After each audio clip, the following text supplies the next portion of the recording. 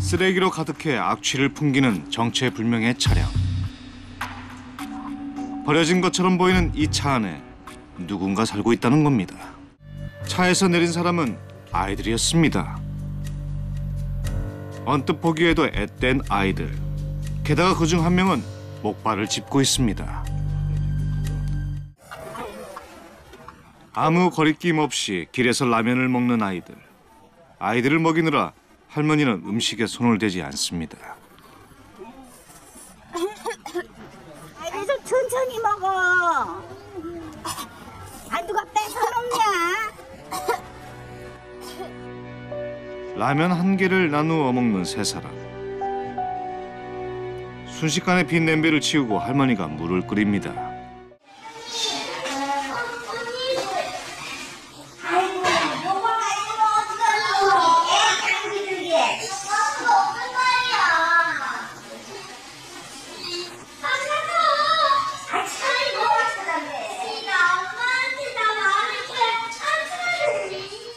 결국 아이는 찬물로 머리를 헹궈야 했습니다.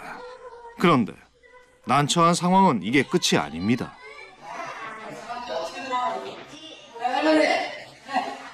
여기 있는 지저분하게 되면 사람들이 들어와요. 경찰 신고해요. 여기 말고 저기 가면 뭐가 있으니까 거기다 가시자고요. 안 가면 그러면 안 돼요. 식당 주인에게서 봉지를 건네받습니다. 할머니가 이 식당에 온 것은 무슨 이유일까요? 아우 말도 마요. 허건데 매일 와요 우리 집에.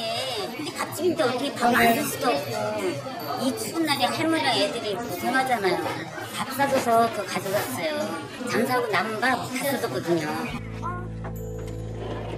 매일 저녁 식당에서 남은 밥을 얻어간다는 할머니. 세 사람의 끼니는 아침에 라면 한 개를 나누어 먹은 게 전부였습니다.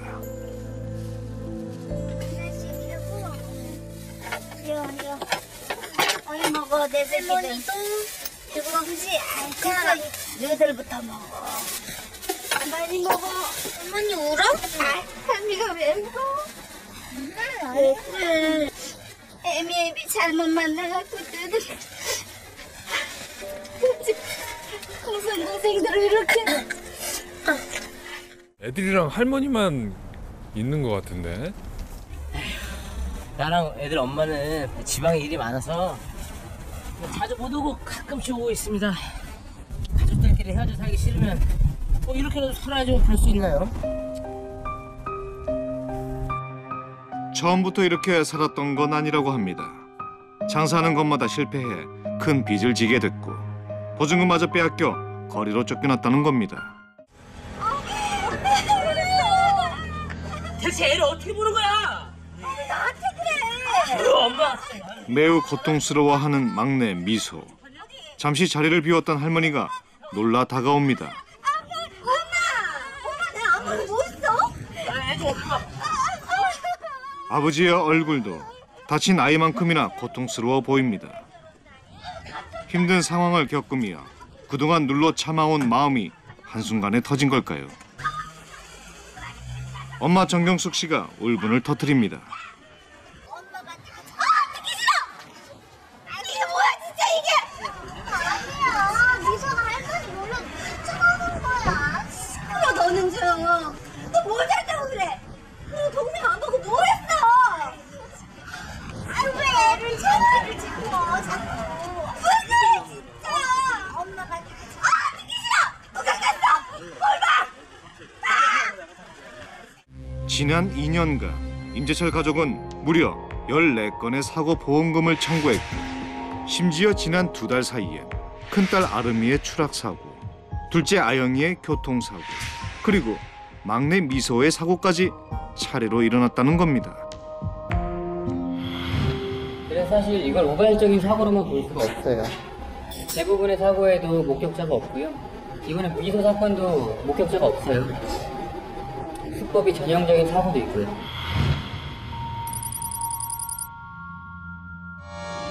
운전자는 피해자가 고의로 손을 댔다라고 하는데 차량에 블랙박스가 없어서 증명도 안 되고 운전자 과실로 결론이 났는데 이게 전형적인 손목치기 사고랑 비슷합니다. 부주의에 의한 사고가 빈번하게 일어났고 증명할 수 없는 다소 황당한 사고들도 이어졌다고 합니다. 의심스러운 사고들이 잇따라 발생하는 가운데 보험회사에서 눈여겨본 사건이 있다고 합니다. 아름이 같은 경우에는 허리 수술을 해야 되는데 수술을 안 하고 퇴원을 했어요. 하지마비 장애 진단을 받으면 보험금이 한 1억 정도 나와요. 지금 일부러 수술을 안 했다. 뭐 그런 가능성도 충분히 의심할 수 있죠. 설마 자기 딸인데. 아, 요즘 세상이 그래요. 설마 하는 일들이 자꾸 벌어지니까 그게 문제죠. 수술을 하지 않고 방치해 걸을 수 없게 만들었다는 보험회사 측의 주장은 너무나 충격적이었습니다. 그때 수술했으면 휠체어 탈 일 없는 거 알고 계셨잖아요. 뭐야 지금? 지금 우리 의심하는 거예요? 그러네. 지금 말하는 거 보니까 이 사람이 보자보자니까 진짜 내가 제 애비야. 진정하세요. 애비가 딸한테 그럴 수가 있다고? 이봐요. 진짜 사람이 참는데도 한계가 있는 거예요. 보자보자니까 너무하네. 지금 우리 마음이 어떨지는 알고 이러는 거예요? 아이고 찍지 마! 아 찍지 말라고. 아이고 왔다. 그 사이 아이들의 엄마가 와 있었습니다. 어디서 오는 거예요? 어디서 오긴 일하다 오지. 잠깐만 이게 뭐야 보여주지. 살감 좀 스티시랑 이러지 마.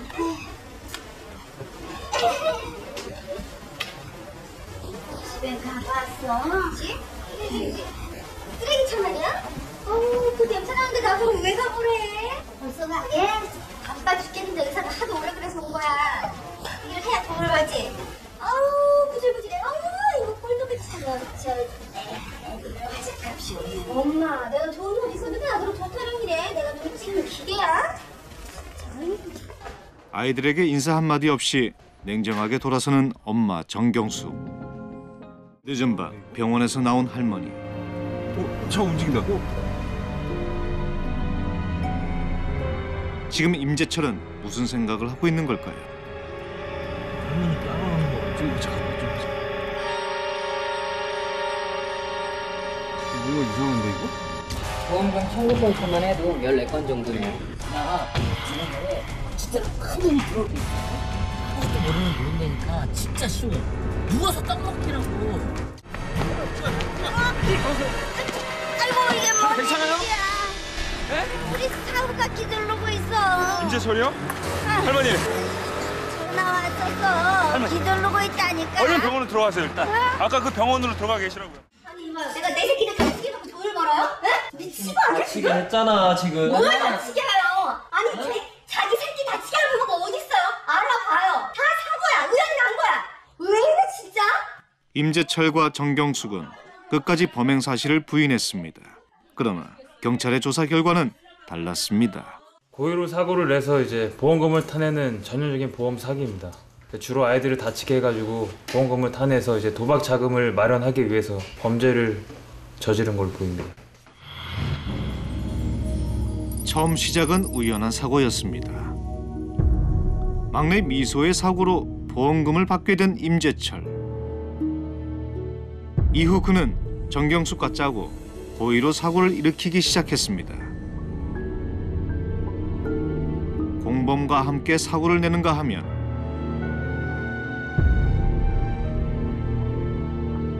의심을 피하기 위해 아이들과 함께 다치기도 했습니다. 도박 자금이 필요할 때마다 수시로 범행을 저질러 온 부부. 그들의 범행은 점점 과감해졌습니다. 임재철은 혼자만 안전벨트를 착용했고 공범과 계획한 대로 교통사고를 일으켰습니다. 이 사고로 큰아들 세훈이는 전신 마비장애 판정을 받았습니다. 큰딸 아름의 사고 현장에 임재철이 있었다는 사실도 드러났습니다. 그러나 딸들은 그들 자신의 실수로 사고가 일어났다는 죄책감을 갖고 있습니다. 돈벌이를 위해 아이들의 목숨을 이용한 비정한 부모.